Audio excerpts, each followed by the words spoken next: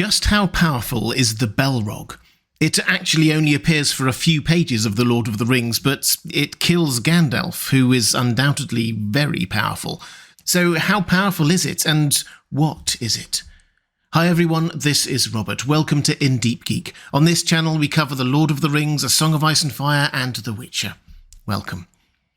First of all, let's be clear. When we're talking here about the Balrog, we're talking about the one that faced off against Gandalf in Moria. There are others you can find referenced throughout the Legendarium, particularly the Silmarillion. We don't have a name for this particular Balrog, although he's generally known as Durin's Bane, for reasons we'll get onto in a moment. Anyway, the first indication we have of quite how powerful Balrogs are in general comes from an understanding of what they are. For Balrogs are Maiar, angelic beings created by Eru Ilúvatar before the beginning of the world. Some took physical form and entered Arda. For context, Sauron, Gandalf and Saruman are all also Maiar, so we're talking about something in their order of power. That's why Gandalf tells the rest of the Fellowship that this foe was beyond any of them. Sauron and the Balrogs were corrupted by Melkor, Morgoth, quite early on, and joined with him in his rebellion against Eru. Tolkien deliberately here mirrored the biblical and Miltonian conception of the rebellion against God in Christian theology, Morgoth taking the role of pseudo-Lucifer, with Sauron as his chief lieutenant and the Balrogs as other fallen angels. They took the shape of monstrous fire beasts, and there were quite a few of them. At which point we have to acknowledge a fact that is not often obvious to casual readers of Tolkien's Legendarium. The background and lore of this world do not stand still.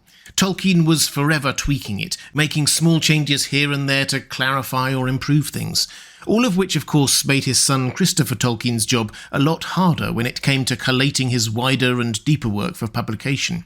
His editorial comments are full of notes comparing different versions of a story that he had uncovered. And it's clear that Balrogs are one of the many things that Tolkien changed his mind on quite a lot.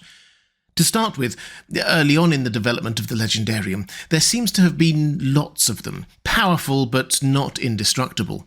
An early draft of the Silmarillion talked of a host of 1,000 Balrogs, and even in the published Silmarillion there are references to lots of different Balrogs.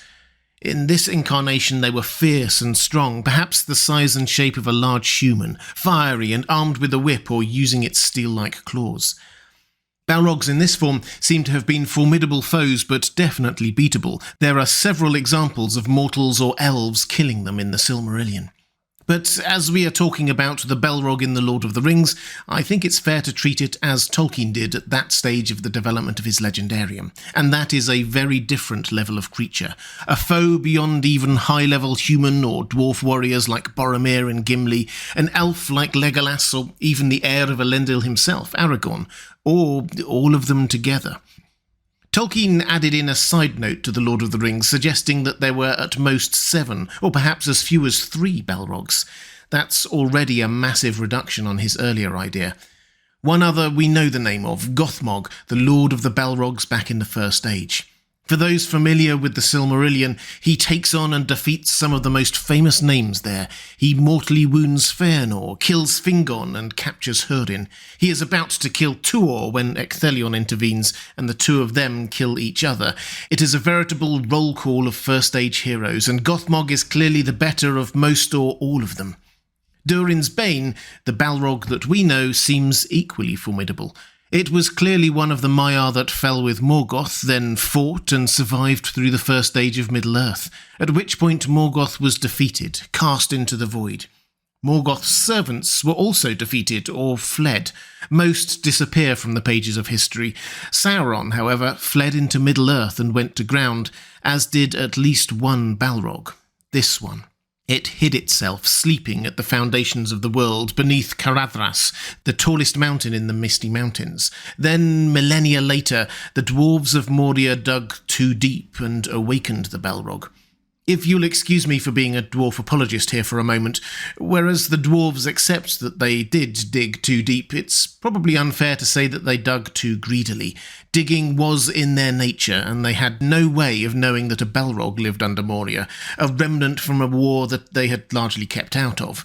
Based purely on the legendarium, it's probably unfair to blame them for the Balrog's return. Anyway, the dwarves did awaken the Balrog, and the Balrog was too fearsome for them, driving them out of Khazad-dûm. It killed King Durin VI, hence it becoming known as Durin's Bane, and many others. The dwarves tried a couple of times to retake their old home. The attempt we are most familiar with was Balin's expedition, which the Fellowship discovered the remains of when they went through Moria, but by and large the Balrog was left to roam and live there for centuries. It's clear that the orcs who moved in afterwards are as scared of the Balrog as anyone else is. It's only when Gandalf stands and faces up to the Balrog that it seems to meet a worthy match. We've already noted that Gandalf told the others in the Fellowship that this opponent was beyond them, and it's clear why he thinks that. He recognises it as a Balrog when he sees it. Legolas and Gimli do too, but even before that, Gandalf experienced its power. He placed a shutting spell on a side door that the Fellowship fled through. Then, he says, "Something came into the chamber. I felt it through the door, and the orcs themselves were afraid and fell silent. It laid hold of the iron ring, and then it perceived me and my spell. What it was I cannot guess, but I have never felt such a challenge. The counterspell was terrible. It nearly broke me. For an instant, the door left my control and began to open. I had to speak a word of command. That proved too great a strain. The door burst in pieces. Something dark as a cloud was blocking out all the light inside, and I was thrown backwards down the stairs." So Gandalf tried to stop it coming through a door, first with a simple locking spell, then with a much more powerful word of command. I'll cover that in more detail another time. And the Balrog pushed back with such power that Gandalf was thrown back and down the stairs. Impressive. If anything, its entrance at the Bridge of Khazad-dûm is even more impressive. We read this: "It was like a great shadow, in the middle of which was a dark form, of man shape maybe, yet greater, and a power and terror seemed to be in it and to go before it. It came to the edge of the fire, and the light faded as if a cloud had bent over it. Then, with a rush, it leaped across the fissure. The flames roared up to greet it and wreathed about it, and a black smoke swirled in the air. Its streaming mane kindled and blazed behind it. In its right hand was a blade like a stabbing tongue of fire. In its left it held a whip of many thongs." "Aye, aye," wailed Legolas. "A Balrog! A Balrog is come!" Gimli stared with open eyes. "Durin's Bane," he cried, and letting his axe fall, he covered his face. "A Balrog," muttered Gandalf. "Now I understand." He faltered and leaned heavily on his staff. "What an evil fortune, and I am already weary." Legolas wails, Gimli lets his axe fall, and even Gandalf falters. If we want a hint of how powerful this Balrog is, this should be enough. Its very presence causes even the doughtiest and hardiest of heroes to falter. Its counterspell to Gandalf was too strong for him. When the two of them fought, it was evidently a close thing. Looking through the timelines Tolkien gives us, the battle lasted a total of 10 days, falling down into the water at the bottom of the abyss, in the dark tunnels beneath the roots of the mountain, climbing the stair to the top of the mountain, then finally an epic confrontation there. Two very, very well-matched foes, albeit Gandalf appears to have started the battle already weakened. Gandalf doesn't say much of what happened, but it seems that the elements were on his side.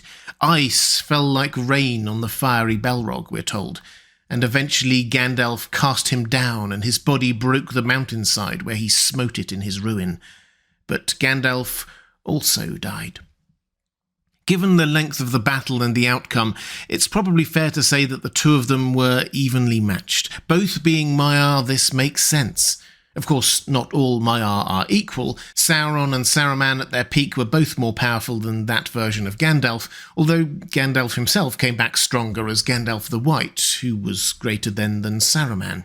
Others were weaker, Radagast, for example, but it was definitely beyond the reach of even the greatest mortal heroes of the age, which makes the Balrog, Durin's Bane, fearsome in the extreme, strong, magical, commanding, and inducing fear in almost everyone, among a handful of the most powerful beings in Middle-earth. Tolkien presents Durin's Bane as a relic from the time of legends in Middle-earth. This wasn't just a big monster to face our heroes, it was so much more, a nightmare from the past. The only thing the Fellowship could do was run. The enemy they faced then was greater than any other physical threat they would face in the entire story, more than the Ringwraiths, Shelob, or the armies of Sauron. We know the story of The Lord of the Rings so well these days that we almost take this part of the story for granted, the appearance of the Balrog and Gandalf's death. But to readers when it was first published, this was intended to be a huge shock. A creature so terrible the Fellowship cannot stand against it, and its most powerful member killed, less than a third of the way through the story. But taking a step back, Gandalf had to stop the Balrog. Not just to let the rest of the Fellowship escape, but because this was a foe of a level not dissimilar to the others that Middle-earth faced. He was a Maiar like Sauron and Saruman, immortal and terrible. If Gandalf hadn't stopped him, he would have been a threat not just to the denizens of the Misty Mountains, but to all of Middle-earth. A fiery relic from the age of legends and nightmares. If you'd like to see more Lord of the Rings videos, please click on the link on the left of your screen. Or if you'd like to support this channel, thank you. There's a link to my Patreon page on the right of your screen. That's all for this time. Thanks for watching. I'll see you again soon.